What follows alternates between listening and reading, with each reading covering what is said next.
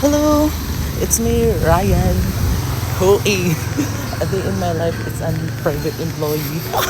OA self. So ngayon, galing ako sa land bank.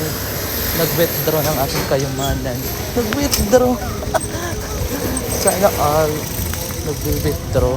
Anyway, nagbayad lang naman ako sa namin, sa tax payment every month sa rentals namin. So ngayon is babalik na ako ng office. Hey!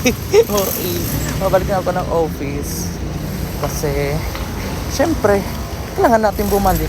Iba tayo pwedeng mag-out because hindi pa alas 5. Hindi pa alas 5 eh.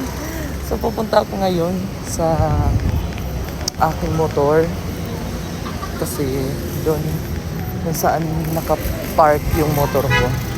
So ito ako dadaan. Sikip. OA. Init. Grabe.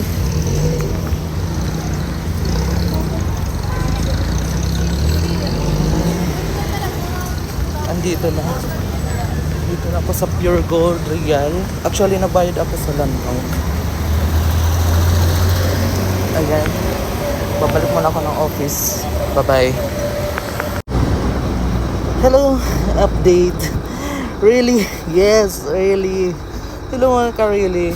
Nandito na ako ngayon sa office. Kararating ko lang. So, wait lang. Dahil ipapark ko lang yung motor ko. Dito na nakapark. Then, napupunta na ako dun sa taas sa office.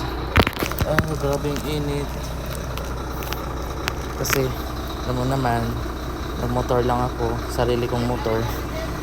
Papuntang land bank din. Siyempre, dumiretso na lang ako dun. Kasi malapit lang namang boarding house ko. Then, diretso na lang. Para hindi pa balik-balik. So, wait lang. Wait lang ka, really. Really? OA. Grabe yung init. Really. Sobrang init. Mga ka-really. So ngayon, pupunta na ako sa taas. Grabe. Ito yung office namin. This is our office. Yes.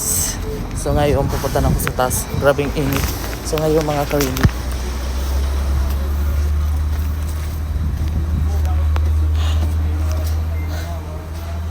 grabe, ang init.